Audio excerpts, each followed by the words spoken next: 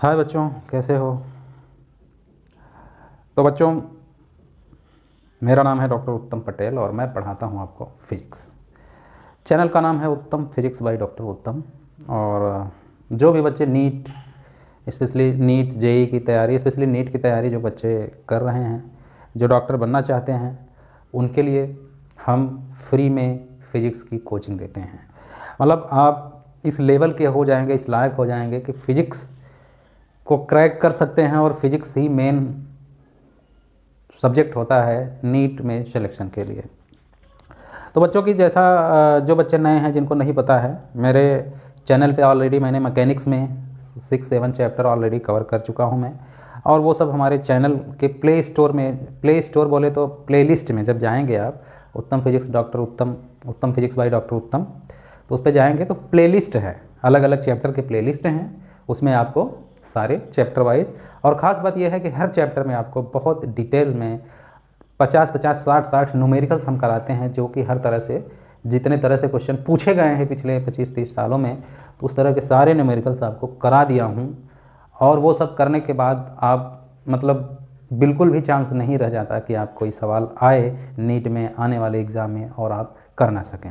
Okay बच्चों, इसी सिलसिले में आज मैं एक नया टॉपिक, नया चैप्टर स्टार्ट करने जा रहा हूँ, क्योंकि मैकेनिक्स में बहुत सारी चीज़ें हो गई हैं। मैं चैप्टर चेंज कर रहा हूँ, नया चैप्टर स्टार्ट कर रहा हूँ, और वो चैप्टर मेरा होगा इलेक्ट्रोस्टैट। ओके बच्चों, तो इलेक्ट्रोस्टैट के बारे में एक बात आपको बता दूं कि इलेक्ट्रोस्टैट से हर साल 1 या 2 क्वेश्चन तो कन्फर्म, 2 क्वेश्चन तो कन्फर्म आते हैं। किसी भी नीट में एग्ज़ाम में आप उठा के देख लोगे, 2 क्वेश्चन इलेक्ट्रोस्टैट से कन्फर्म आता है। तो इलेक्ट्रोस्टैट को बहुत अच्छे से, बहुत बेहतरीन तरीके से मैं आपको समझाऊंगा, कंसेप्ट वाइज। आप उसको समझ जाएंगे तो आप ज़िंदगी भर नहीं भूलोगे। ओके बच्चों, तो बढ़ते हैं आगे। इलेक्ट्रोस्टैट,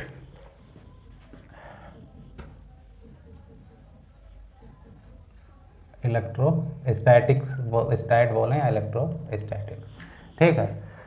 इलेक्ट्रोस्टैट क्या होता है? इलेक्ट्रोस्टैट या इलेक्ट्रोस्टैटिक्स का मतलब, स्टैटिक का मतलब होता है रुका हुआ, ठीक है बच्चा। तो सबसे पहले इसमें जो बात आती है वो चार्ज की, बात आती है, चार्ज। ओके, तो चार्ज क्या होता है सबसे पहले तो आपको ये जानना पड़ेगा बच्चों। चार्ज, जैसा कि आप सबको पता है कि कोई भी इस दुनिया में कोई भी सामान, कोई भी स्टफ है, मटेरियल है, सब किससे मिलकर बना होता है? मॉलिक्यूल से। मॉलिक्यूल किससे बना होगा? एटम से।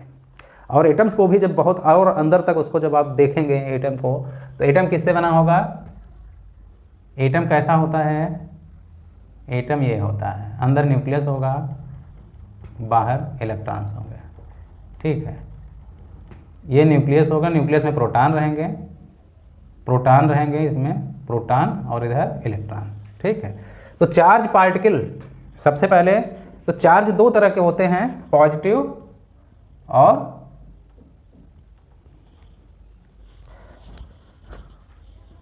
चार्ज 2 तरह से होते हैं, पॉजिटिव और निगेटिव। ओके बच्चों, तो पॉजिटिव किस पे होता है? प्रोटॉन पे, और निगेटिव किस पे होता है? इलेक्ट्रॉन पे। चार्ज का कॉन्सेप्ट जो सबसे पहले बेंजामिन फ्रैंकलिन, उन्होंने पॉजिटिव निगेटिव चार्ज का कॉन्सेप्ट सबसे पहले दिया था, बेंजामिन फ्रैंकलिन। ओके, तो अब हम चार्ज के बारे में एक तो जान गए कि ये पॉजिटिव और निगेटिव 2 तरह से होता है। जो एटम के अंदर सेंटर में होता है, न्यूक्लियस में, वो प्रोटॉन होता है, उस पर पॉजिटिव, और ये इलेक्ट्रॉन जो बाहर होते हैं उस पर निगेटिव चार्ज होता है। तो बच्चों, चार्ज के बारे में हम 2-3 बातें हमको आपको पता रहना चाहिए कि चार्ज की जो प्रॉपर्टी होती है। चार्ज का पहली बात तो यूनिट क्या होता है? यूनिट होता है, चार्ज का यूनिट जो होता है वो होता है कूलॉम्ब, ठीक है। कूलॉम्ब, इसको सी से रिप्रेजेंट करते हैं, सी से, ठीक है। तो अब इसमें माइक्रो, नैनो या जो भी लगा देंगे तो उसके हिसाब से कूलॉम्ब कम हो जाए। माइक्रो कूलॉम्ब 10⁻⁻⁶ कूलॉम्ब हो गया, तो ये हो गया। तो सबसे बड़ा जो यूनिट होता है इसी में एक होता है फैरड होता है। और 1 फैरड जो होता है, 1 फैरड जो होता है 96500 इतना कूलाम अगर चार्ज किसी पे है तो उसको फैरड बोलते हैं, 1 फैरड। ठीक है, तो ये सब चीज़ें बाद में आपको पता चलेंगी। तो हमको क्या देखना है कि प्रॉपर्टीज़ क्या हैं चार्ज की, प्रॉपर्टीज़, चार्ज के प्रॉपर्टीज़ क्या हैं। चार्ज की प्रॉपर्टीज़ क्या है बेटा? प्रॉपर्टीज़ में आपको ये देखना पड़ेगा कि चार्ज जो होते हैं, पहली बात तो ट्रांसफरेबल होंगे। ट्रांसफरेबल, ट्रांसफरेबल मतलब एक से दूसरे पर जा सकते हैं। किसी एटम पे, कोई एटम है, इस पे इलेक्ट्रॉन है, इस पे प्रोटॉन है, तो जनरली एटम में क्या होता है, जितने प्रोटॉन होते हैं उतने इलेक्ट्रॉन होते हैं, इलेक्ट्रॉन होता है। तो ये क्या होता है, एक तरह से न्यूट्रल होता है, न्यूट्रल होता है। न्यूट्रल मतलब कोई चार्ज नहीं होता। अगर किसी पर से,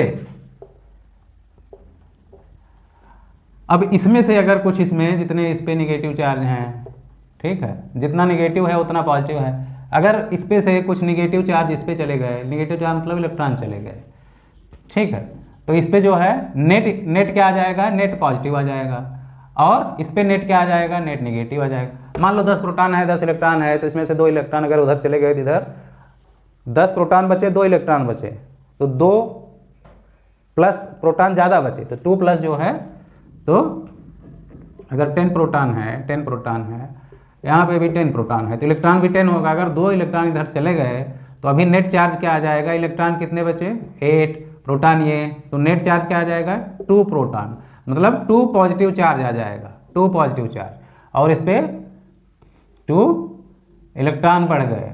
तो प्रोटॉन का चार्ज भी इलेक्ट्रॉन के चार्ज के बराबर होता है, खाली हम ये लिख देंगे प्लस 2e और इधर माइनस 2e, ये चार्ज आ गए। ठीक है, तो ये क्या होते हैं, ट्रांसफरेबल होते हैं, एक से दूसरे पे ट्रांसफर हो जाते हैं।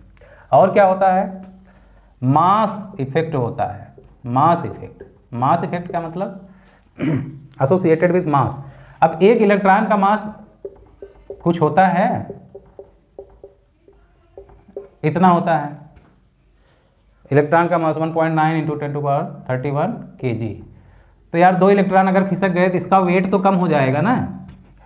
अब कोई 3 बॉडी है, ये है, ये है और ये है, ये न्यूट्रल है, न्यूट्रल है, इसका मास m है, ये पॉजिटिव चार्ज है, ये न्यूट्रल है, ये पॉजिटिव है, ये निगेटिव है, तो मास क्या होगा इसका, अगर mp हो तो m पॉजिटिव है और इसका m निगेटिव चार्ज है, निगेटिव, n मान लो कर दें निगेटिव। तो कौन सा मास किसका ज़्यादा, कौन सा सही होगा, mp is more than m is more than mn, कि m is more than mp is more than mn, कि mn स्मॉल n लिख दें, स्मॉल n, ठीक है, कि mn is more than m is more than mp। बताओ कौन सा ऑप्शन सही होगा। एक बॉडी है, 3 बॉडी हैं, एक पे पॉजिटिव चार्ज है, एक न्यूट्रल है, एक पे निगेटिव चार्ज, तो कौन सा ज़्यादा होगा। तो चार्ज जो ट्रांसफ़र होता है, ट्रांसफ़र में केवल इलेक्ट्रॉन का ही ट्रांसफ़र होता है। प्रोटॉन जो है न्यूक्लियस के अंदर फिक्स रहता है, ये कहीं भी आ जा नहीं सकता, जाएगा तो प्रोटॉन इलेक्ट्रॉन, आएगा तो भी इलेक्ट्रॉन। तो इलेक्ट्रॉन किसी पे चला गया तो जहाँ से गया वहाँ से इलेक्ट्रॉन कम हो गए, और जिस पे गया वहाँ पे इलेक्ट्रॉन बढ़ गए। तो जहाँ से गया वहाँ पे तो पॉजिटिव चार्ज बढ़ गया क्योंकि इलेक्ट्रॉन कम हो गए, और जहाँ पे इलेक्ट्रॉन पहुँचा है वहाँ पे इलेक्ट्रॉन ज़्यादा हो गए तो निगेटिव चार्ज बढ़ गया। तो इलेक्ट्रॉन जहाँ ज़्यादा आ रहा है इसका मतलब निगेटिव चार्ज जहाँ है तो इसका मतलब वहाँ इलेक्ट्रॉन ज़्यादा होगा, इसका मतलब उसका वेट जो है पॉजिटिव वाले से ज़्यादा होगा। और जहाँ न्यूट्रल है तो न्यूट्रल पे इलेक्ट्रॉन और प्रोटॉन दोनों बराबर होंगे, इसमें इलेक्ट्रॉन कम है, तो सही क्या हुआ, जिस पे निगेटिव चार्ज है उसका मास सबसे ज़्यादा होगा, फिर न्यूट्रल वाले का होगा, फिर पॉजिटिव वाले। पॉजिटिव वाले में गया यहाँ से, यहाँ कुछ आया नहीं, 2 इलेक्ट्रॉन निकल गए। इसमें न्यूट्रल वाले में क्या है, ना तो कोई निकला ना तो कोई आया, ना तो लॉस हुआ ना तो गेन हुआ, और इसमें क्या हुआ कि 2 मिल गए, 2 इलेक्ट्रॉन आ गए, तो इसका मतलब उस पर बढ़ गया। तो ये है मास इफेक्ट। और क्या प्रॉपर्टीज हैं, कंजर्व रहते हैं, कंजर्व का मतलब नेट जो इलेक्ट्रॉन प्रोटॉन जो भी नेट चार्ज जो है वो कभी ख़त्म नहीं होते। जैसे अब देखो, जो भी इस पे मान लो इस पे +2 चार्ज है, ठीक है, +2 है, इस पे +1 है, ठीक है। तो जो भी चार्ज रहेगा दोनों को अगर कनेक्ट भी कर दिए तो टोटल चार्ज जो है जो होगा वो 3 + 1 2 + 1 मतलब 3 ही होगा। मतलब चार्ज कंजर्व रहेंगे, चार्ज कहीं ख़त्म नहीं होता। अब जैसे यही दोनों था, इस पे 2 निकाल दिए तो इस पे +2 आया, इस पे 2 -2, ठीक है। तो ये है कि दोनों में जो भी चार्ज थे अगर कनेक्ट कर दोगे तो चार्ज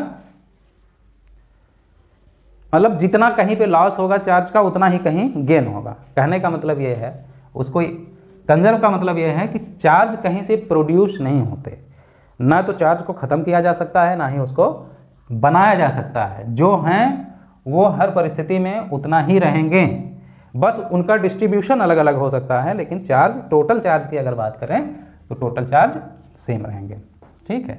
अब जैसे एक कोई गोला है, इस पे 10 कूलाम चार्ज है प्लस, एक और है इस पे 5 है, 5 कूलाम का चार्ज है, ठीक है, 5 है, ठीक। तो बेटा 5 है, तो अब क्या करोगे, ये प्लस है 10 ही, ये 5, तो दोनों को अगर कनेक्ट भी कर दिए तब भी पहले जो चार्ज थे 10 + 5 कितना हुए 15, कनेक्ट करने के बाद भी टोटल चार्ज 15 ही रहेगा। मतलब Q1 + Q2 जो है Q के बराबर रहेगा। कनेक्ट करने के बाद हो सकता है कि इस पे चार्ज कुछ और आ जाए, इस पे कुछ और आ जाए, लेकिन टोटल चार्ज जो होगा बराबर रहेगा। अब इसी में अगर निगेटिव पॉजिटिव हो तो नेट चार्ज, अब जैसे मान लो इस पे 10 पॉजिटिव हुआ, इस पे -2 है, -2, तो नेट चार्ज अभी कितना हुआ 10 प्लस और 2 माइनस कितना हुआ +8 हुआ, तो +8 हुआ, तो नेट चार्ज +8 है। दोनों को कनेक्ट करोगे तो नेट चार्ज अब भी +8 ही रहेगा। एक वो इस तरह से डिस्ट्रीब्यूट हो जाएगा, लेकिन टोटल अगर चार्ज निकालोगे तो +8 ही रहेगा। तो ये न्यूट्रलाइज हो जाता है, लेकिन ये ख़त्म नहीं होता। ओके बच्चों, तो कंजर्व होता है। फिर क्या है, क्वांटाइजेशन होता है, quantization of charge, quantization of charge, ठीक है। इसमें क्या होता है, क्वांटाइजेशन में क्या होता है, क्वांटाइजेशन का मतलब होता है कि चार्ज का एक मैक्सिमम या मिनिमम वैल्यू होती है, चार्ज की एक मैक्सिमम या मिनिमम वैल्यू होती है। जैसे सबसे छोटा चार्ज पार्टिकल क्या है, इलेक्ट्रॉन है। इलेक्ट्रॉन क्या है, स्मॉलेस्ट चार्ज पार्टिकल है, स्मॉलेस्ट। तो स्मॉलेस्ट चार्ज पार्टिकल है इलेक्ट्रॉन, और इस पे चार्ज कितना होता है 1.6 × 10⁻⁻19 कूलम, इतना चार्ज होता है। इस पे इतना चार्ज होता है। अब कोई जहाँ भी चार्ज का ट्रांसफ़र होगा, अदला बदली होगा, वो multiple integral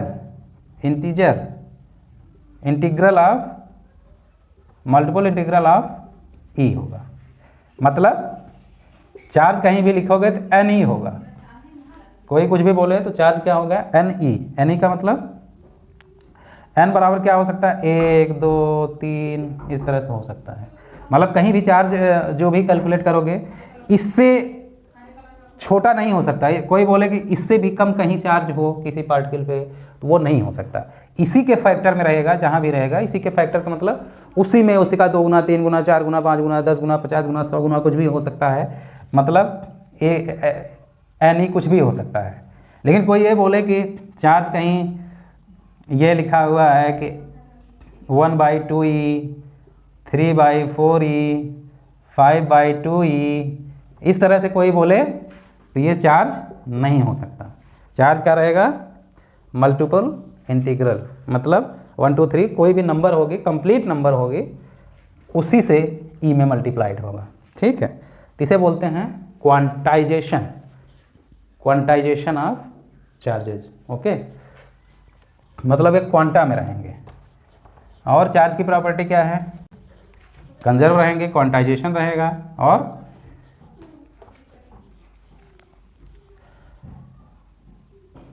reside outside of surface. ठीक है, ये जो है किसी पर चार्ज रखोगे, मान लो इस पे चार्ज डाल दिए तो वो सबसे आउटर सरफेस पे चले जाएंगे, क्योंकि सेम चार्ज रखे हो।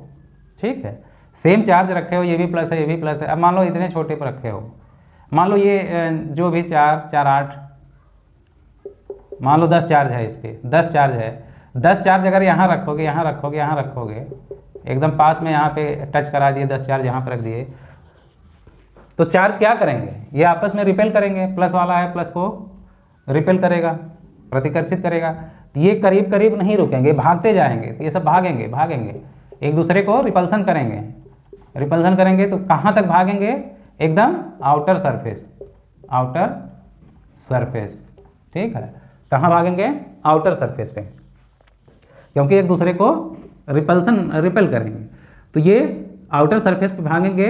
अब इससे ज़्यादा बाहर तो इतना तो भाग नहीं सकते कि छोड़ के भाग जाएंगे सरफेस को, बाहर तो जा नहीं सकते। तो ये वहाँ तक आ जाएंगे जहाँ सबसे दूर हो सकते हैं एक दूसरे से। तो जितना दूर आएंगे उतना ही इन सब के बीच की दूरी बढ़ती जाएगी। तो दूरी बढ़ेगी तो ये आराम से पड़े रहेंगे, ज़्यादा रिपल्सन नहीं होगा। और जितना नज़दीक रखोगे तो उतना ज़्यादा रिपल्सन होगा। तो ये इसीलिए जब सोप बबल जब सरफेस टेंशन में आपको पढ़ाऊंगा, सोप बबल है कोई, अगर सोप बबल पे कोई चार्ज नेगेटिव पॉजिटिव जो भी चार्ज डालोगे तो सोप का बबल क्या होता जाएगा? बढ़ता जाएगा। क्यों बढ़ेगा? क्योंकि ये चार्ज एक दूसरे से दूर, एक दूसरे को रिपल्सन करेंगे। तो ये एक दूसरे से दूर जाना चाहेंगे, तो ये सब दूर जाना चाहेंगे। अब ये तो मेटल है, मेटल को तो खींच सकते नहीं, कोई धातु का मेटल का गोला है तो उसको तो खींच सकते नहीं, खुद जाके सरफेस पे बैठ जाएंगे। इसको क्या है? बबल है तो इसको खींच सकते हैं। तो खींच के जितना फैला सकते हैं उतना फैला के इस तरह से। तो बबल कोई है, क्वेश्चन आता है कि सोप बबल है, उस पर पॉजिटिव चार्ज दे दिए, पॉजिटिव चार्ज देने के बाद या निगेटिव चार्ज दे दिए तो बबल के साइज का क्या होगा? Increase in size, decrease in size, remain same. तो क्या होगा? Increase in size. क्यों होगा? क्योंकि सरफेस पर रहना चाहते हैं। ठीक है, और क्या प्रॉपर्टी है? Not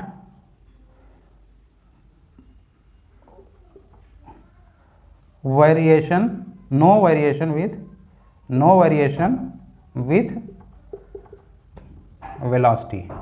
velocity. ठीक है, वेलोसिटी के साथ कोई वेरिएशन नहीं होता। मतलब क्या हुआ? चार्ज कोई, अब एक क्वेश्चन है, क्वेश्चन आप बताइए, क्वेश्चन क्या है?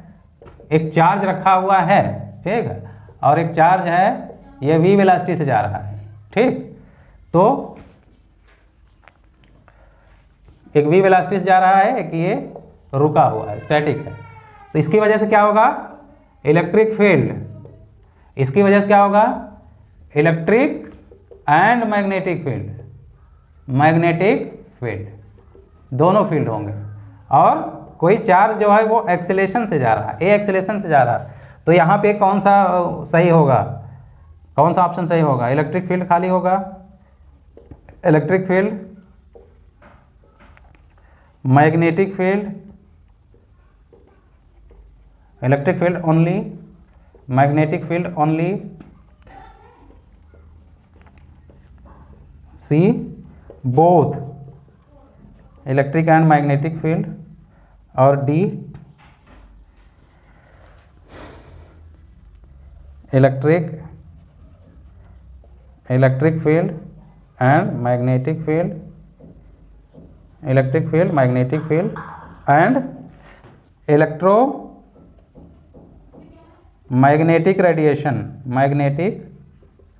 रेडिएशन। ठीक है, तो बेटा चार्ज अगर रेस्ट पे है तो सिर्फ इलेक्ट्रिक फील्ड देगा। v वेलोसिटी से जा रहा है, मतलब constant velocity, constant velocity, constant velocity, और यहाँ पे एक्सीलरेटेड, एक्सीलरेटेड है तो क्या देगा, इलेक्ट्रिक फील्ड तो रहेगा अगल बगल, मैग्नेटिक फील्ड रहेगा अगल बगल, और इलेक्ट्रोमैग्नेटिक रेडिएशन भी देगा। वहाँ पे कुछ रेडिएशन निकलेंगी, अगर चार्ज को एक्सेलरेट करोगे तो रेडिएशन निकलेंगी, जिसका एग्जांपल है एक्सरेज। एक्सरेज सबसे बेस्ट एग्जांपल है। एक्सेलरेटेड चार्ज या इलेक्ट्रॉन जब जाते हैं, टकराते हैं कहीं पे, तो वहाँ से एक्सरेज, तो किसी न किसी फॉर्म में एक इलेक्ट्रोमैग्नेटिक वेव निकलेगी, रेडिएशन भी निकलेगा, तो वो एक्सेलरेटेड चार्ज होगा। अच्छा, मास का क्या इफेक्ट है? कोई भी चार्ज पार्टिकल है उसका वेलोसिटी बढ़ने पे चार्ज पे कोई effect, no effect, no effect, कोई इफेक्ट नहीं पड़ता। जबकि मास का क्या होता है, अगर किसी बॉडी का मास m है, मान लो m0 है, m0 है, इसकी वेलोसिटी अगर v वेलोसिटी से जा रहा है तो वेलोसिटी के साथ भार बदलता है, मास जो है चेंज होता है वेलोसिटी के साथ। अब देखिए कैसे चेंज होता है। मास के लिए रिलेटिविटी जो थ्योरी है आइंस्टीन का, उसमें अगर किसी की वेलोसिटी v है तो उस टाइम पे उसका मास क्या होगा, m0 by under root 1 minus v square by c square. Okay, तो मास बदल जाता है। c क्या है, c speed of light, speed of light, ठीक है, और v क्या है, उस पार्टिकल की वेलोसिटी। तो पार्टिकल की वेलोसिटी अगर बढ़ेगी, चेंज होगी, तो उसका मास भी चेंज होगा, मास भी कम होगा। वेलोसिटी बढ़ेगी तो मास, यानी बहुत बड़ी चीज़ है अगर, तो बहुत तेज़ी से अगर जा रही है तो उसका मास भी कम हो जाएगा। लेकिन चार्ज उसका बदलने वाला नहीं है, चार्ज उसका बदलने वाला नहीं है। और प्रॉपर्टी क्या है चार्ज का, और property, leaks from sharp edge, sharp edge से ये बहुत तेज़ी से लीक करते हैं, ठीक है। अब पूछोगे इसका क्या मतलब हुआ, मैंने क्या बोला कि ये सबसे दूर दूर रहना चाहते हैं चार्ज, ठीक है। अब यार आप ऐसे समझो, ये समझ गए, अगर स्टैटिक चार्ज है तो इलेक्ट्रिक फील्ड देगा, कांस्टेंट वेलोसिटी जा रहा है तो इलेक्ट्रिक फील्ड और मैग्नेटिक फील्ड देगा, और एक्सेलरेटेड वेलोसिटी जा रहा है तो इलेक्ट्रिक और मैग्नेटिक तो देगा ही, साथ में इलेक्ट्रोमैग्नेटिक रेडिएशन भी देगा, वो इलेक्ट्रोमैग्नेटिक रेडिएशन भी देगा, ठीक।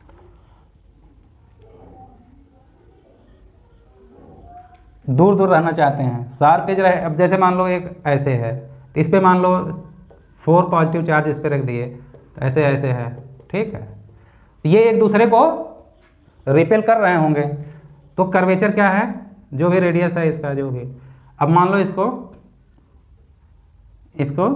और बड़ा कर दिए, ठीक है, और बड़ा कर दिए, ठीक।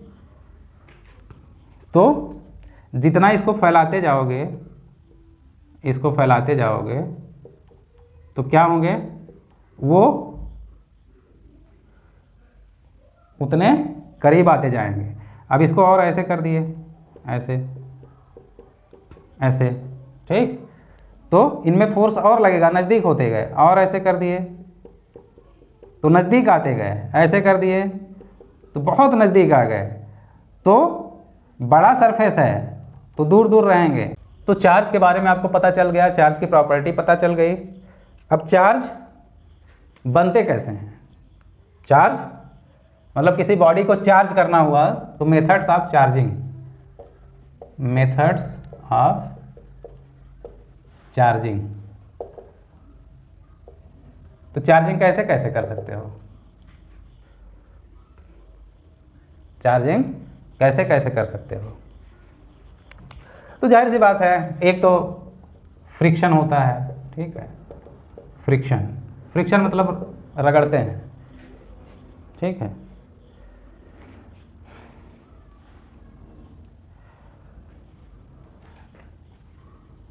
ठीक है, अब जैसे उसमें बेस्ट एग्जांपल है, एबोनाइट की रॉड होती है, एबोनाइट, ठीक है, रॉड होती है, और सिल्क के कपड़े से अगर वो करेंगे तो इस पे से सिल्क इस पे पॉजिटिव चार्ज आ जाते हैं और इस पे निगेटिव चार्ज आ जाते हैं। ठीक है, एबेनॉइड के रॉड को जब रगड़ते हैं सिल्क से, यानी कि यहाँ से इलेक्ट्रॉन भाग जाते हैं उस पर। और एक और है ग्लास है, ठीक है, और प्लास्टिक। तो इसको जब करते हैं तो इस पे पॉजिटिव आ जाता है, इस पे निगेटिव आ जाता है। मतलब ये है कि रगड़ते हैं तो उस पर आप ध्यान दिए होंगे कभी कभी, ज़्यादातर हम लोग कई बार बाल उल से कंघी करते हैं तो उस पर भी वो छोटे छोटे पार्टिकल को अट्रैक्ट करने लगता है। ठीक है, तो वो सब जो है क्या होता है कि किसी पे चार्ज इलेक्ट्रॉन किसी से निकल के किसी में चले जाते हैं तो उसकी वजह से जो है वो अट्रैक्ट करने लगते हैं। तो ये फ्रिक्शन होता है। और क्या होता है? इंडक्शन। इंडक्शन क्या है? इंडक्शन क्या है कि जैसे कोई सपोज दैट ये स्फीयर है, अब हमारे पास कोई एक वो है, इस पे प्लस चार्ज है पहले से, ठीक है, तो इसके पास लाओगे, करीब लाओगे, इसके करीब लाओगे तो क्या होंगे, इस पे जो इलेक्ट्रॉन होंगे वो सब इधर आ जाएंगे, इधर आ जाएंगे। इस पे वैसे तो इस पे मान लो जो भी हैं, तो जो जितने प्रोटॉन है उतने न्यूट्रॉन है, सॉरी इलेक्ट्रॉन है, जितने इलेक्ट्रॉन है उतने प्रोटॉन है, न्यूट्रल है। लेकिन कोई चार्ज पार्टिकल जब इधर लाओगे तो इसकी तरफ, तो क्या होगा कि प्लस वाले माइनस को, तो इलेक्ट्रॉन वाले इधर आ जाएंगे। लेकिन क्योंकि इसमें से ना कोई चार्ज जा रहा है ना कोई आ रहा है, ठीक है, तो क्या होगा, उतने चार्ज क्या हैं, प्लस वाले भी तो इधर रहेंगे। 4 इलेक्ट्रॉन अगर इधर की तरफ आ गए, 4 प्लस वाले, इस पे जो है चार्ज इंड्यूस हुआ, चार्ज इंड्यूस हो गया है। मतलब इधर के एरिया में देखेंगे तो चार्ज आ गया, या इधर के एरिया में देखेंगे तो चार्ज आ गया, हालांकि टोटल चार्ज जो है निगेटिव है। तो इसको क्या बोलते हैं? इंडक्शन। ओके, तो ये इंड्यूस चार्ज। तो जो इंड्यूस्ड चार्ज होता है, अब जैसे ये तो हम रॉड लाए, चार्ज वाला रॉड था भैया, ठीक है, रॉड चार्ज वाला था, इधर लाए तो इसमें इंड्यूस चार्ज हो गया। अब इंड्यूस चार्ज कोई पूछे कि कितना इंड्यूस होगा, तो यहाँ पे हम क्या किए, मान लो इसके करीब लाए, तो करीब लाओगे तो कितना करीब लाओगे। अब यहाँ पे मान लो ये तो हवा में है, मान लो ये पानी होता तब यहाँ पे हम लाते, तब कितना चार्ज, तो जो इंड्यूस्ड चार्ज होगा Q dash is equal to, इस पे Q है, अगर इस पे इंड्यूस्ड Q डैश है तो Q डैश क्या होता है, Q इंटू 1 माइनस 1/K। ठीक है, तो इंड्यूस्ड चार्ज कितना होता है ये याद रखना। तो इंड्यूस्ड चार्ज K क्या है, K is dielectric constant of medium. तो जो मीडियम है उसका डाइलेक्ट्रिक कांस्टेंट के बारे में अभी आपको बताऊंगा, आगे बताऊंगा बहुत डिटेल में। ओके, तो इंड्यूस्ड चार्ज जो होता है, ये होता है इंड्यूस्ड चार्ज जो है, जो ये चार्ज है इसके बराबर ही होगा। लेकिन कोई बोले कि जितना ये चार्ज है जिससे इंड्यूस कर रहे हैं उससे ज़्यादा ये इस पर इंड्यूस होता है, ज़्यादा कभी नहीं हो सकता। ये Q डैश क्या होगा, कम होगा या उसके बराबर हो सकता है, लेकिन ज़्यादा नहीं हो सकता। तीसरा तरीका क्या है, एक फ्रिक्शन हुआ, एक इंडक्शन हुआ, और तीसरा क्या है, कंडक्शन क्या है, कंडक्शन यार, एक ये गोला है, इस पे 8 + 8 चार्ज है, एक दूसरा हुआ +4 चार्ज है, दोनों को अगर जोड़ दिए तो क्या होंगे, इसके बाद क्या होगा, जो भी होगा चार्ज जो है बदल जाएगा। अब इसके साइज के हिसाब से चार्ज बदल जाएगा, जो भी बदलेगा इस पर कुछ और आ जाएगा, मान लो हम यहाँ पे Q1 Q2 लिखें, Q1 यहाँ पे Q2 लिखें, तो यहाँ पे Q1 डैश हो जाएगा, यहाँ पे Q2 डैश। तो ये हो गया कनेक्ट करने के बाद। और अब यहाँ से कट कर दिए तो अब इस पे Q1 डैश आ गया चार्ज, इस पे Q2 डैश चार्ज आ गया, चार्ज बदल गया, चार्जिंग बदल गई। तो इस तरह से भी चार्जिंग चेंज होता है, तो फ्रिक्शन, इंडक्शन और कंडक्शन से। ठीक है, तो ये रहे हमारे चार्ज के बारे में कॉन्सेप्ट। अब चार्ज के बारे में किसी को कोई डाउट नहीं होना चाहिए कि चार्ज होता क्या है, और चार्जिंग वगैरह कैसे किया जाता है, चार्ज बनते कैसे हैं। ठीक है, अर्थ क्या होती है, जैसे अर्थ जो होती है, अर्थ जो है अनलिमिटेड सोर्स है चार्जेज का। अर्थ क्या होती है, अनलिमिटेड सोर्स है चार्जेज का। तो मतलब कोई भी अगर चार्ज है, अर्थ से अगर इसको जोड़ दिए, ठीक है, अर्थ से जोड़ दिए, तो अर्थ क्या है, इस पे अनगिनत जितने चाहें उतने इलेक्ट्रॉन ये ले सकता है, या जितने चाहे उतने इलेक्ट्रॉन ये दे सकता है। तो इसको अर्थ कर दोगे बेटा तो क्या हो जाएगा, जितना इस पे चार्ज है उतने इलेक्ट्रॉन, 7 है तो 7 इलेक्ट्रॉन यहाँ से चले जाएंगे, उसको न्यूट्रलाइज कर देंगे। इंडक्शन में जो चार्जिंग करते थे क्या करते थे, अब इंडक्शन जैसे किए थे कोई यहाँ पे लाके, ठीक है, इस पे माइनस आया था, इधर प्लस आया था। अब इसी टाइम पे इसको अगर अर्थ कर दिए तो इतने इलेक्ट्रॉन क्या हो जाएंगे, नीचे चले जाएंगे। इतना इलेक्ट्रॉन इधर ज़्यादा है तो खाली क्या रह जाएगा, अर्थ कर दो, उसके बाद डिस्कनेक्ट कर दो, तो यहाँ पे 3 ये रह गए प्लस। इस तरह से भी चार्जिंग हो जाती है, ठीक। अब जो है Coulomb's law, Coulomb's law, force between two charges, force between two charges, ठीक है, उसको बोलते हैं कूलॉम्स लॉ। दो चार्ज अगर रखे हुए हैं Q1 और Q2, दोनों के बीच अगर डिस्टेंस R है, तो ये सबको पता है कि दोनों के बीच जो फोर्स लगेगा वो क्या होगा। एक तो ये ऐसे K लिख देते हैं into Q1 Q2 by R square, ठीक है। वेक्टर फॉर्म में लिखना हुआ तो हम क्या करेंगे, ये R जो है R वेक्टर लिखोगे तो Q1 से Q2 की तरफ, तो इसमें या तो R का यूनिट वेक्टर से मल्टीप्लाई कर दो, यूनिट वेक्टर मतलब उसका डायरेक्शन, या आपको अगर और अच्छे से लिखना है तो क्या लिखोगे, Q1 Q2, यहाँ पे वेक्टर R लिख दो, vector R divided by R cube, तो ऐसे कर सकते हो, ये लिख सकते हो, ठीक है। ये फोर्स लगेगा, यानी कि ये एक तरह से क्या हुआ, F1 to 2, जो भी इसके द्वारा इस पे फोर्स लगेगा, इसके द्वारा अगर इस पे इधर की तरफ फोर्स लगा, इसके द्वारा इधर की तरफ फोर्स लगेगा, मतलब दोनों, कोई पूछे Q1 Q2 पे कितना फोर्स लगाएगा तो इतना लगाएगा, कोई पूछे Q2 Q1 पे कितना फोर्स लगाएगा तो इतना ही लगाएगा, खाली डायरेक्शन क्या रहेगा, इक्वल लेकिन अपोजिट, इक्वल लेकिन अपोजिट। 1 वाला 2 पे जिधर चार्ज फोर्स लगाएगा जितना, 2 वाला 1 पे भी उतना ही फोर्स लगाएगा, लेकिन किधर, माइनस डायरेक्शन, माइनस मतलब उल्टा। अब जाहिर सी बात है, दो पॉजिटिव चार्ज हैं, इनके बीच क्या होगा, रिपल्सन होगा, रिपल्सन, एक दूसरे को दूर करेंगे, पॉजिटिव हो या दो निगेटिव हो, और एक पॉजिटिव और एक निगेटिव है, एक पॉजिटिव एक निगेटिव है, तो क्या होगा, अट्रैक्शन, अट्रैक्शन होगा, ये तो सबको पता है, ठीक। तो इस तरह से होगा। तो ये फार्मूला जो है ये आपको याद रहना चाहिए। इसे क्या बोलते हैं, कूलॉम्स लॉ, कूलॉम्स लॉ। अब यहाँ पे एक चीज पॉइंट ध्यान देने वाली बात ये है कि ये K क्या है, ये K है क्या है, बहुत लोग बोलेंगे ये डाई इलेक्ट्रिक कांस्टेंट, बहुत लोग क्या बोलेंगे, कांस्टेंट, ये डाइलेक्ट्रिक कांस्टेंट है, जो कि गलत है। ये डाइलेक्ट्रिक कांस्टेंट नहीं है, ये क्या है, ये प्रोपोर्शनल कांस्टेंट है, प्रोपोर्शनल कांस्टेंट है। ये क्या है, प्रोपोर्शनल कांस्टेंट, मतलब एक K रख दिए हैं, ऐसे ही K रख दिए हैं। अब ये K किसकी जगह पे रखे हैं, ये K इसकी जगह पे रखे हैं, 1/4 pi epsilon not for air और वैक्यूम, ठीक है। एयर या वैक्यूम के लिए हम K बराबर क्या लिख देते हैं, ये, इसको डाइलेक्ट्रिक कांस्टेंट नहीं बोलते, कान खोल के सुन लो, इसको डाइलेक्ट्रिक कांस्टेंट नहीं बोलते, इट्स नॉट डाइलेक्ट्रिक कांस्टेंट।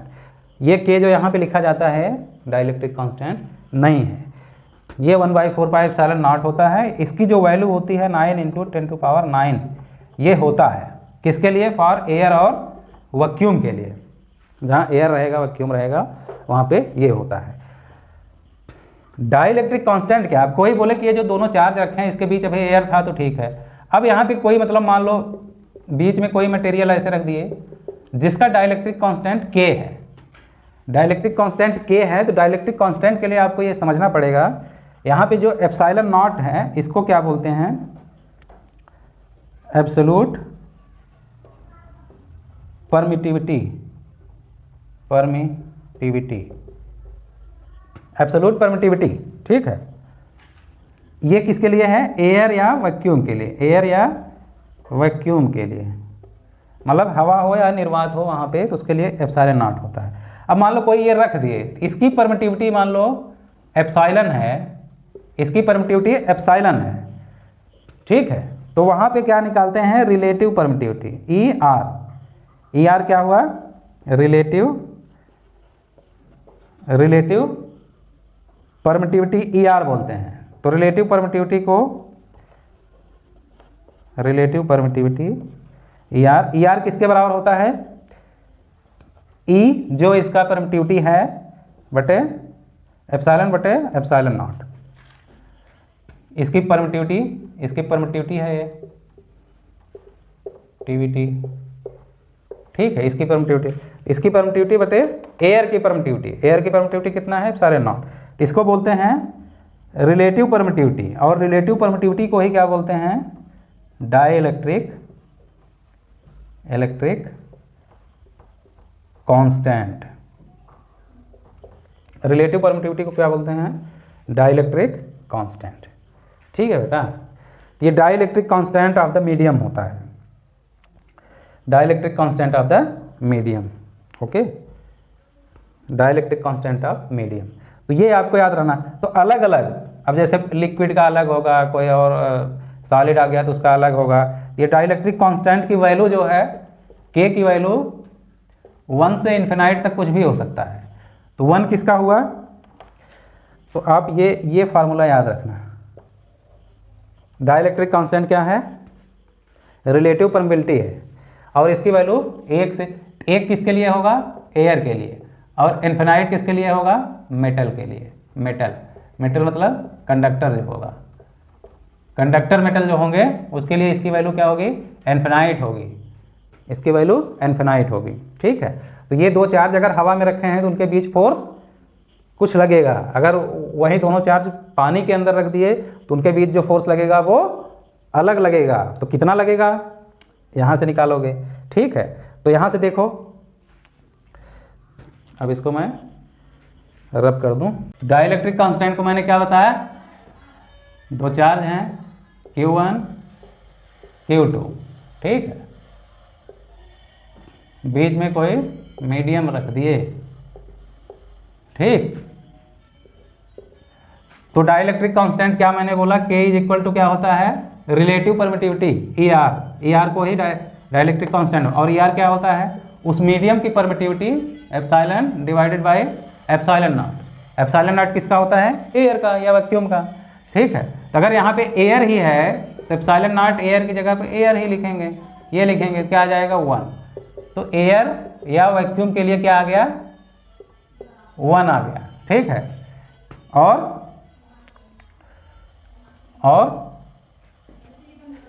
जो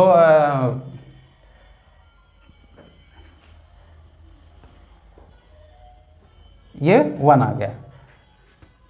तो यहाँ पे खाली एयर है, तो आपका तो सीधा सीधा आप लिख दोगे जो मेन फार्मूला है। मेन फार्मूला क्या लिख दोगे, फोर्स जो है F इज इक्वल टू क्या हो गया, 1/4 pi epsilon naught Q1 Q2। यहाँ पे रिलेटिव पर मतलब डाइलेक्ट्रिक कांस्टेंट कुछ है ही नहीं, 1 हो गया, तो ऐसे लिख देंगे R², ठीक। अब क्या होगा कि अगर ये रख दिया जिसका परमिटिविटी एप्सिलॉन नॉट है, तो हमें एप्सिलॉन नॉट लिखना पड़ेगा। तो अब जो है F डैश जो होगा तो क्या लिखेंगे, 1/4 पाई एप्सिलॉन। अब जो मीडियम है उस मीडियम का मान लो उसमें फोर्स Fm लग रहा है, तो वहाँ का परमिटिविटी इंटू Q1 Q2/R²। अब ये परमिटिविटी कैसे निकालोगे, तो वो परमिटिविटी कैसे निकालोगे, तो क्या हो गया, K is equal to epsilon divided by epsilon naught. तो यहाँ से एप्सिलॉन निकालोगे तो क्या हो जाएगा, एप्सिलॉन नॉट इंटू K। तो एप्सिलॉन नॉट इंटू K लिखने यहाँ पे हम, तो क्या हो गया, 1/4 पाई एप्सिलॉन नॉट इंटू के, ठीक है, into Q1 by Q2 R square. तो देखो पहले फोर्स ये लग रहा था जब एयर था और मीडियम कोई रख दिए तो अब फोर्स कितना लगने लगा, सेम वही लग रहा है, खाली 1/k और बढ़ गया है। इसका मतलब डिवाइड अगर इससे डिवाइड कर दें, ठीक है, या इसमें इससे डिवाइड करें तो Fm बाई Fa बराबर क्या हो गया 1/k, बाकी तो सब कट जाएगा। कैसे देखो 1/4 पाई एप्सिलॉन नॉट k इधर लिख दें, ठीक है, into Q1 Q2 by R square. इसके डिवाइड फिर करोगे 1/4 pi epsilon naught into Q1 Q2 by R square. तो ये सब कट जाएगा, खाली क्या बचा 1/k। तो मीडियम में, किसी मीडियम में फोर्स क्या हो जाएगा, F एयर में जो फोर्स होगा उसका k टाइम्स कम हो जाएगा, k गुना कम हो जाएगा। अब कोई बोले कि दो चार्ज है, 4 न्यूटन है, 3 न्यूटन है, 2 मीटर के डिस्टेंस पे है, तो उनके बीच कितना फोर्स लगेगा अगर एयर में रखे हैं। अब फिर कोई बोल दे कि उनके बीच जो एक मीडियम है, मीडियम का डाइलेक्ट्रिक कांस्टेंट मान लो 2 है, तो अब फोर्स कितना लगेगा, ठीक है, तो क्या हो जाएगा उसका हाफ हो जाएगा, k की वैल्यू तो पहले जितना लग रहा होगा उसका आधा हो जाएगा। तो ये याद रखना, ठीक है। तो और वो जो k मैंने बताया था वो k जो है प्रोपोर्शनलिटी कांस्टेंट है और उसकी वैल्यू 1/4 पाई एप्सिलॉन नॉट होता है, जो कि 9 × 10⁹ होता है, ठीक है। तो ये होता है, ओके बेटा।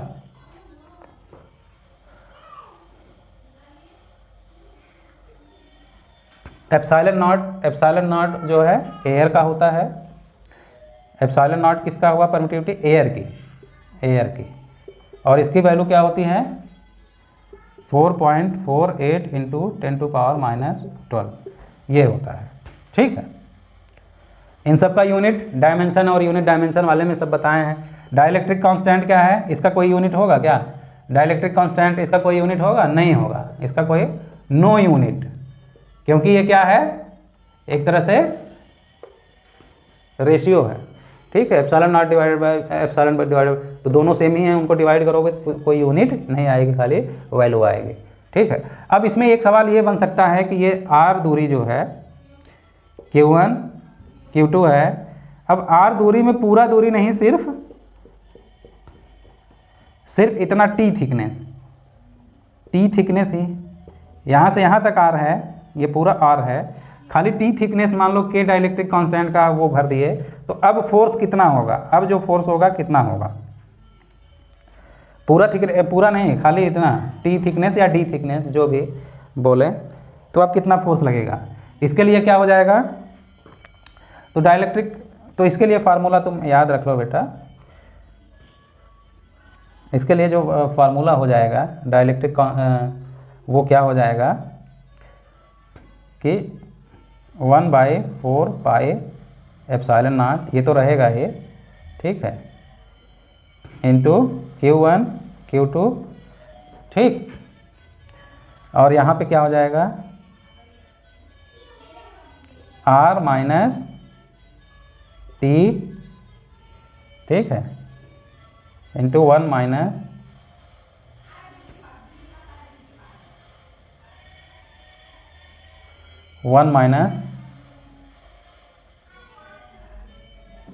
Divided by R minus T into 1 minus root k का स्क्वायर।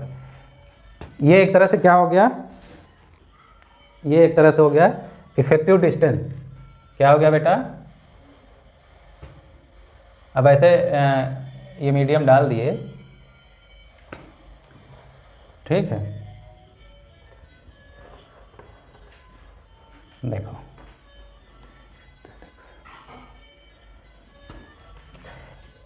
ये t थिकनेस का डाले, पूरा r डिस्टेंस है, तो यहाँ पे क्या होता है इफेक्टिव डिस्टेंस, हम लोग क्या निकाल लेते हैं इफेक्टिव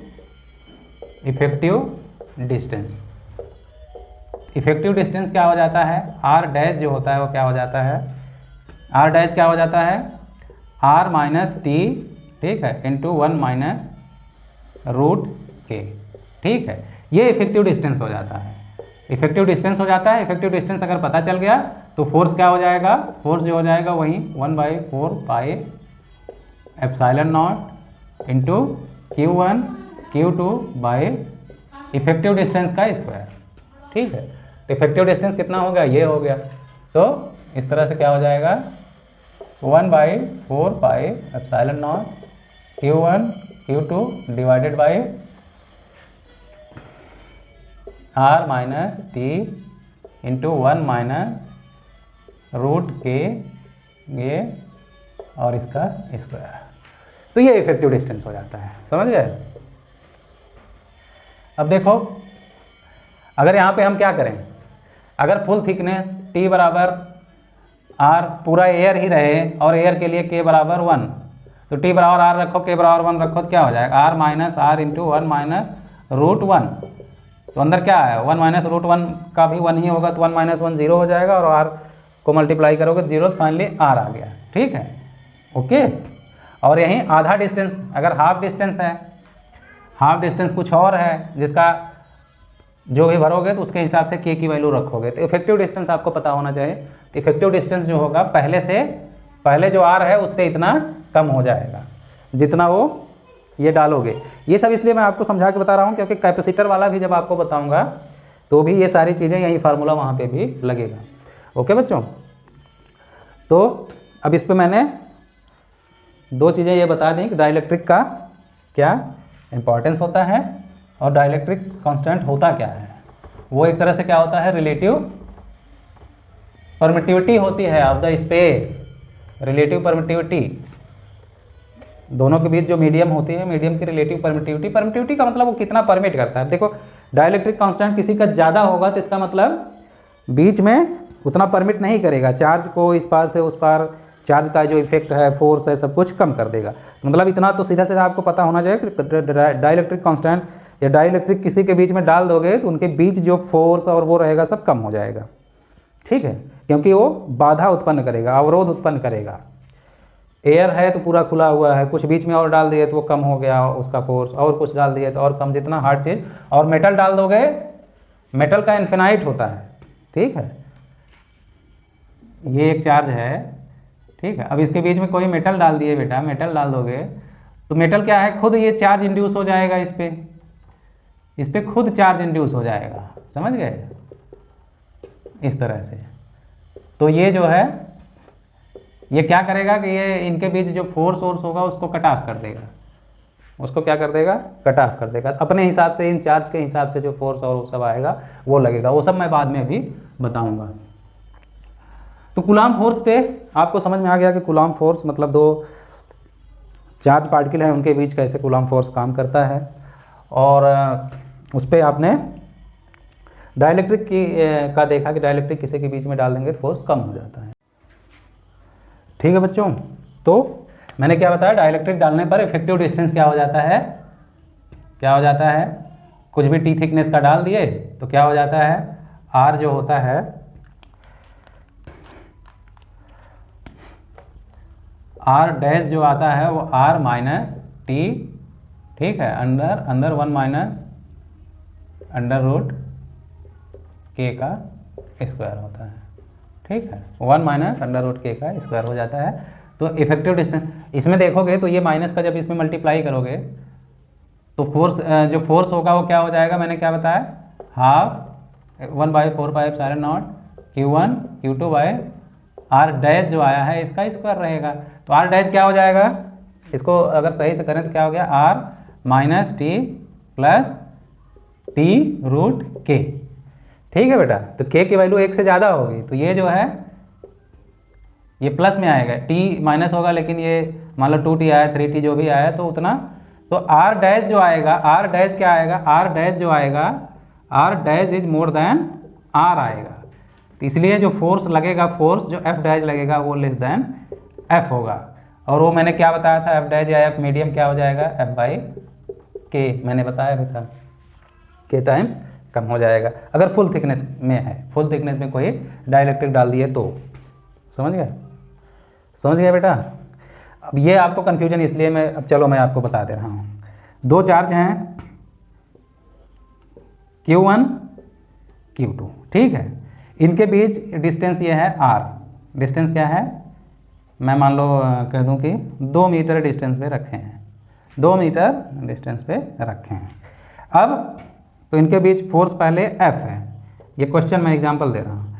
अब कोई बोले कि इसके बीच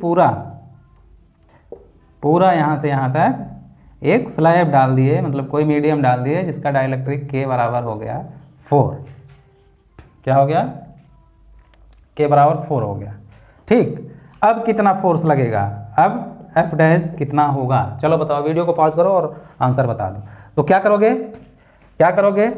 तो F कितना है, F बराबर पहले जब कुछ नहीं था, एयर था, 4 pi epsilon naught Q1 Q2 by R², इतना था, ठीक है। अब जो है मान लो अब ये पूरा डाल दिए, तो इफेक्टिव डिस्टेंस कैसे निकालते हैं, इफेक्टिव डिस्टेंस R डैश निकालते हैं। तो R डैश कैसे निकालेंगे, R minus T into 1 minus √K, यही तो निकालोगे। तो यहाँ फुल थिकनेस, चलो हम फुल थिकनेस नहीं, हम कह रहे हैं हाफ थिकनेस डाल दिए। कितना डाल दिए, आधा थिकनेस में हाफ थिकनेस डाल दिए, ठीक है। कितना डाल दिए, हाफ थिकनेस, यहाँ इतना डाल दिए हाफ थिकनेस।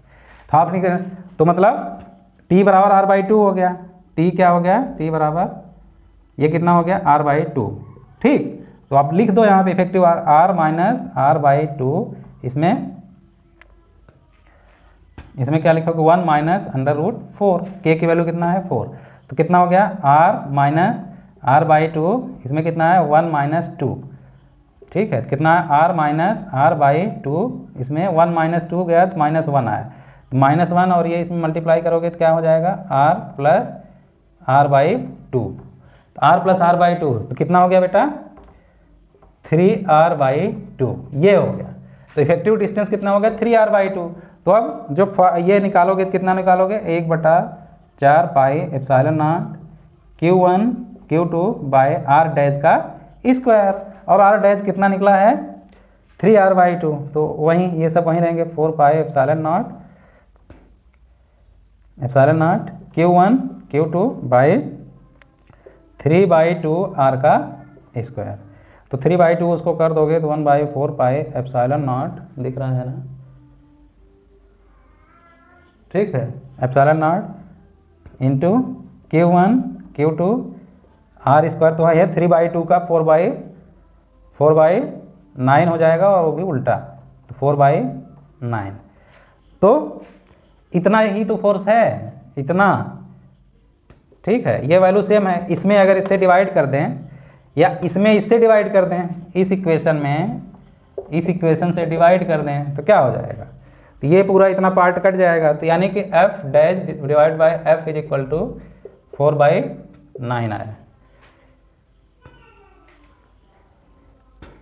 इसमें डिवाइड किए उससे, तो ये सब पूरा तो कट गया, 1/4 pi epsilon naught Q1 by Q2 R² 1/4 4/9 आया। तो F डैश कोई पूछेगा तो क्या हो गया, F इंटू 4/9, ठीक है। तो 4/9 F, ये हो गया फोर्स। अगर आधे डिस्टेंस में डाइलेक्ट्रिक 4 का कोई आधे डिस्टेंस में भर दिए उसमें, तो अब फोर्स कितना हो जाएगा, 4/9। पहले से कम हुआ कि नहीं, कम हो गया। तो जितना ये भरते जाएंगे उतना इफेक्ट फोर्स का, दोनों को चार्जों के बीच का ये परमिटिविटी जो परमिट कर रहा है उसको वो कम कर देगा। समझ गया बेटा, तो ये चीज़ है। अब आई थिंक आपको समझ में आ गया होगा, ये कॉन्सेप्ट आपको समझ में आ गया कि चार्ज क्या होता है, कैसे चार्जिंग वगैरह होते हैं, चार्ज की प्रॉपर्टीज़ क्या हैं, और दो चार्ज के बीच जो फोर्स लगता है, जो जिसको कूलॉम फोर्स बोलते हैं, कूलॉम्स लॉ बोलते हैं, जो उन्होंने कूलॉम ने दिया था, तो वो कैसे निकालते हैं, और डिस्टेंस दोनों के बीच कैसे वेरी करता है। ये सारी चीज़ें अब आपको समझ में आ गई हैं। अब नेक्स्ट वीडियो में हम आपको बताएंगे कि कूलॉम फोर्स के, और आगे बढ़ेंगे कि फोर्स कैसे, 2 चार्ज हैं, 4 चार्ज हैं, जितने चार्ज हैं तो वो कैसे काम करते हैं, फोर्स मल्टीपल फोर्स लग रहे हैं तो नेट फोर्स कैसे निकालते हैं। ओके, उस पर फिर इलेक्ट्रिक फील्ड बताएंगे, फिर पोटेंशियल बताएंगे, ये सारी चीज़ें नेक्स्ट वीडियो में बताएंगे। अभी के लिए फ़िलहाल इतना ही बच्चों, लाइक करिए, शेयर करिए, सब्सक्राइब करिए वीडियो को, और वीडियो को देखिए ज़रूर, प्रैक्टिस ज़रूर करिए। बार बार मैं हमेशा बताता हूँ कि प्रैक्टिस बहुत इंपॉर्टेंट है। हालांकि मैं सवाल लगवाऊंगा बीच बीच में, तो एग्जांपल देता ही हूँ, लास्ट में मैं ढेर सारे बहुत सवाल लगवाऊंगा आपको, तो उसकी टेंशन आप मत लीजिएगा। ओके बच्चों, मिलते हैं नेक्स्ट वीडियो में, तब तक के लिए